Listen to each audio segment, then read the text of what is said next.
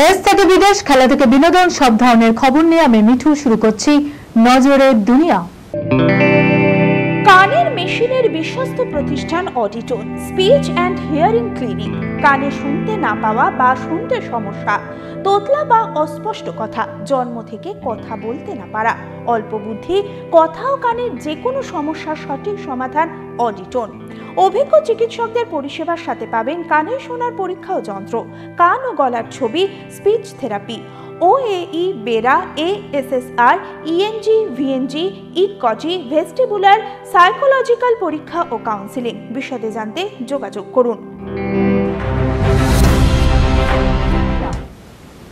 অভিবাসন নীতির গেরোয় মিলছে না ভিসা, রেকর্ড হারে ব্রিটেনে কমছে ভারতীয় পড়ুয়ার সংখ্যা। উচ্চশিক্ষার জন্য ভারতীয় পড়ুয়াদের অন্যতম পছন্দ ব্রিটেন। প্রত্যেক বছর সে দেশের বিভিন্ন বিশ্ববিদ্যালয়ে পড়তে যান বহু ছাত্রছাত্রী, কিন্তু ব্রিটেনের কঠোর অভিবাসন নীতির জেরে এবার ভারতীয় পড়ুয়াদের সংখ্যা অনেকটাই কমে গিয়েছে সে দেশে। বিদেশি পড়ুয়াদের ভিসা দেওয়ার ক্ষেত্রে বেশ কিছু নিয়ম এনেছে কিয়ের স্টারমারের সরকার, যে কারণে ভিসা পেতে সমস্যা হচ্ছে ছাত্রছাত্রীদের।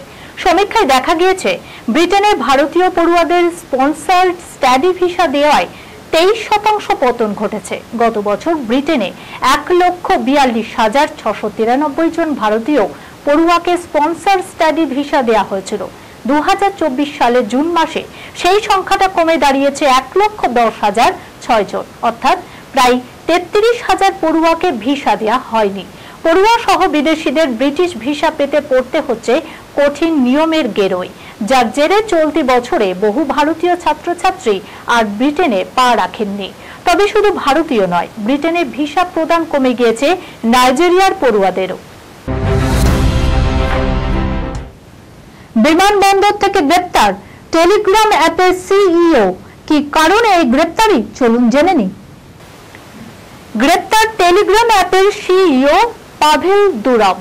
শনিবার সন্ধ্যায় উত্তর ফ্রান্সের বিমানবন্দর থেকে গ্রেপ্তার করা হয়েছে তাকে। রবিবার পেশ করা হবে আদালতে। জানা গিয়েছে রুশ বংশোদ্ভূত পাভেল দুরভের বয়স 39 বছর। অভিযোগ, টেলিগ্রাম অ্যাপের তথ্য ভান্ডার রুশ প্রশাসনের হাতে তুলে দেওয়ার জন্য চাপ দেওয়া হয়েছিল পাভেলকে। এরপরই রাশিয়া ছেড়ে দুবাইয়ে চলে যান তিনি। সেখান থেকে অ্যাপের যাবতীয় কাজ পরিচালনা করতেন।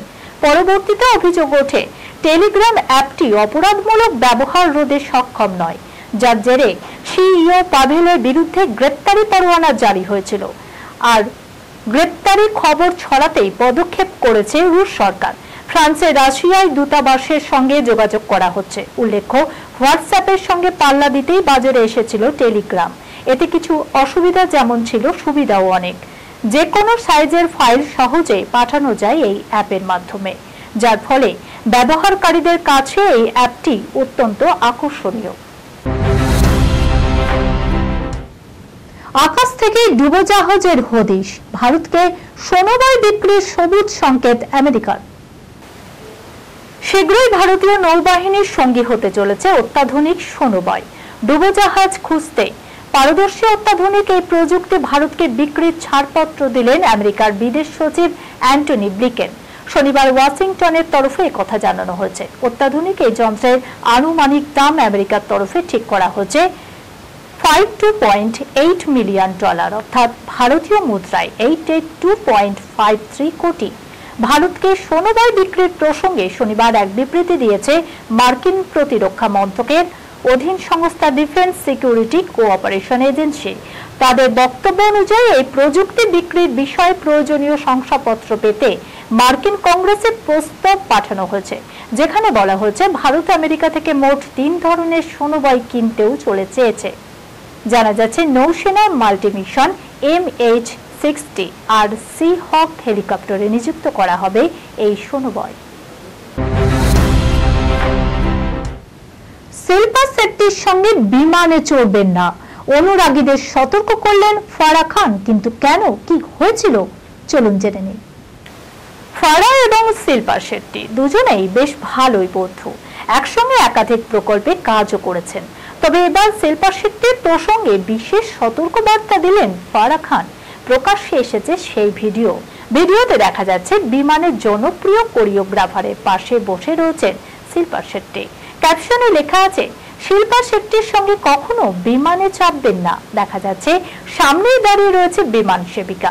ফারা একের পর এক খাবারের অর্ডার দিতে চাইছে, কিন্তু শিল্পা তাকে নিষেধ করছেন। শেষে শিল্পা বিমান সেবিকার উদ্দেশ্যে বলেন, আমি আমার আসন পরিবর্তন করছি। শিল্পা যে নিয়মিত শরীরচর্চা করে তা কারো অজানা নয়, তাই ফারার খাবার তার কাছে গ্রহণযোগ্য নয়। বন্ধুকে সুস্বাস্থ্যের পরামর্শ দিতেই তিনি নিষেধ করেছিলেন। ফারা লেখেন, কেউ কিছুই খেতে পারবেন না, অথচ তিনি শিল্পার মতো ফিটও হবেন না। অনুরাগীরা নানান মতামতে ভরিয়ে দিয়েছেন মন্তব্য বাক্স। তবে আলাদা করে নজর কেড়েছে ভিডিও শিল্পার স্বামী রাজ কুন্দের মন্তব্যটি। রাজ লেখেন, ফারা, আমি তোমার দুঃখ বুঝতে পারছি, তোমার জন্য জলই ছিল সবচেয়ে স্বাস্থ্যকর। এই খবরের সঙ্গে শেষ করলাম আজকের নজরে দুনিয়া। আপনারা দেখছেন টিভি 24 বাংলা, সংবাদ বিনোদন সারাদিন সারাক্ষণ।